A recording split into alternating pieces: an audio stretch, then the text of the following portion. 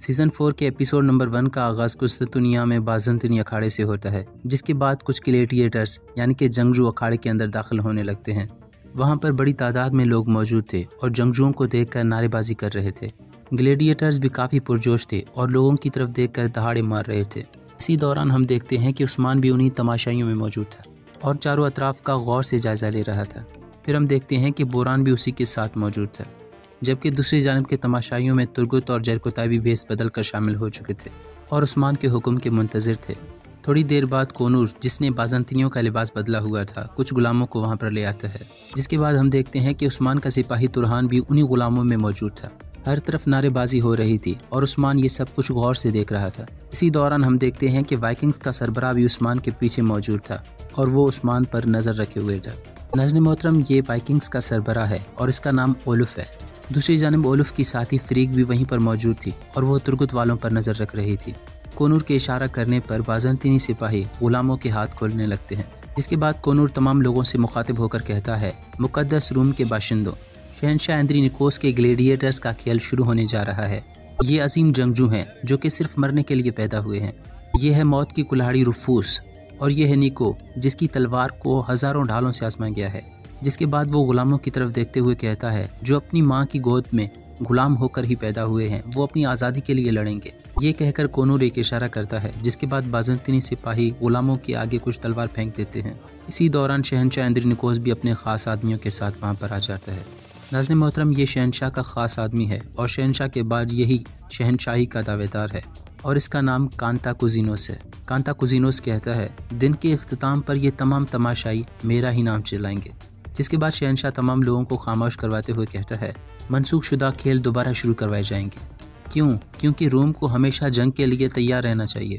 रोम की ताकत इसी तरह वापस आएगी जिस तरह ये खेल वापस आया है। ये कहकर वो अपनी तख्त पर बैठ जाता है। जिसके बाद वो इशारा करते हुए कहता है, जंग शुरू होने दो। ये सुनते ही तमाम गुलाम हथियार उठा लेते हैं। उस्मान कहता है, तुम लोग खेल बनाते हो और खुशी के लिए खून बहाते हो। इसी दौरान गुलाम और ग्लैडिएटर्स का खेल शुरू हो जाता है और वो आपस में लड़ने लग जाते हैं। ग्लैडिएटर्स बड़ी बेरहमी से गुलामों को मार रहे थे। ये देखकर शहनशाह बहुत ही खुश हो रहा था। इसी दौरान कांताकुजिनोस अपने एक कमांडर को इशारा करता है, जिसके बाद उसका कमांडर वहाँ से अंदर चला जाता है। उस्मान भी ये सब कुछ देख रहा था। जिसके बाद वो बोरान से कहता है, गद्दार अपनी मंजिल की तरफ चल दिया है। वहीं पर मौजूद ओलुफ भी ये सब कुछ देख रहा था। जिसके बाद वो अपनी साथी फ्रीक को इशारा करता है और फ्रीक भी जवाबन कुछ इशारा करती है। यहाँ कुछ ग्लैडिएटर्स तुरहान पर हमला कर देते हैं और उसे नीचे गिरा देते हैं। ये देखते ही उस्मान और बोरान नीचे छलांग लगा देते हैं और शेरों की तरह दहाड़ने लगे। शहनशाह, क्या आप कैथोलिक से बचकर तुर्कों के साथ मुआहदा करने जा रहे हैं? अगर हम वहाँ पर नहीं गए तो वो यहाँ पर आ जाएंगे। ये सुनकर शहनशाह गुस्से से कहता है, बहुत हो गया, अपनी हद में रहो। ये सुनकर कांताकुजिनोस कहता है, अगर मैं जहन्नुम वालों के साथ लड़ने जा रहा हूँ तो इस जंग को जन्नत में नहीं लाऊंगा। मैं उन सबको तबाह कर दूंगा। मैं उनको तबाह कर दूंगा इससे पहले कि वो हमारे दरवाजे पर आएँ। मैं हमेशा आपके पीछे रहूंगा। माजरत। ये कहकर वो वहाँ से चला जाता है। यहाँ उस्मान कह रहा था, अगर उन्होंने देखा कि हमारे पास ताकत है तो वो सब मिलकर हम पर हमला करेंगे। इसीलिए हम उनके खिलाफ पत्थरों की दीवार बनाएंगे। जो फ़राइज़ अब मैं आप सबको देने जा रहा हूँ वही पत्थर की दीवारें हैं। फिर उस्मान कहता है, उरहान बे, यही वक्त है कि तुम अपने इल्म का तजुर्बा करो।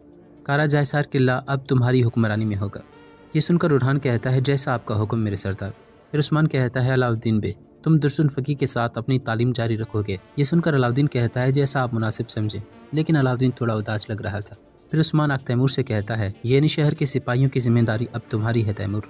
जिसके बाद वो सबसे मुखातिब होकर कहता है, येनी शहर में हम एक बाजार कायम करेंगे। आसपास के इलाके के लोग यहाँ पर आएंगे और बैरूनी ममालिक से भी लोग यहाँ पर आएंगे। इसीलिए हमें बहुत कुछ करने की ज़रूरत है। ये सुनकर बायंदर बे कहता है, तुर्कों को तिजारत की ज़रूरत है जनाब, ताकि हम अपना सामान बेच सकें।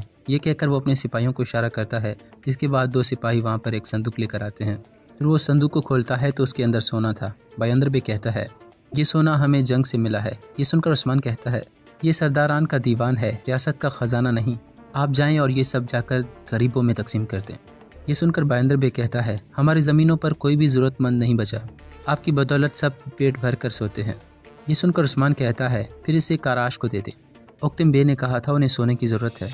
ये सुनकर बायंदर बे कहता है, जैसा आपका हुक्म, आप जब भी हुक्म देंगे हम आपके पीछे खड़े होंगे। इसके बाद उस्मान कहता है, मशरक़ में मंगोल और मगरिब में रूम, वो दोनों तरफ से हमारी तरफ आ रहे हैं।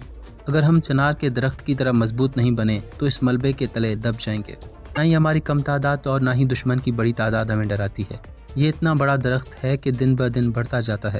مظلوم لوگ اس کے سائے میں آرام کرتے ہیں۔ اگر ہم ظالموں کے خلاف متحد نہ ہوئے تو وہ ہماری جڑیں کاٹ دیں گے۔ ہم جانتے ہیں کہ ہم اکیلے ہیں، لیکن یہی تنہائی ہمیں متحد کرے گی۔ ہم انصاف لانے والے ہیں، بیکار رہنا ہمیں زیب نہیں دیتا۔ سرداران، اگر ہم رک جائیں گے تو پیچھے رہ جائیں گے۔ جب تک ہماری سانسوں میں سانسیں ہیں، ہم کفار کے سامنے کھڑے رہیں گے۔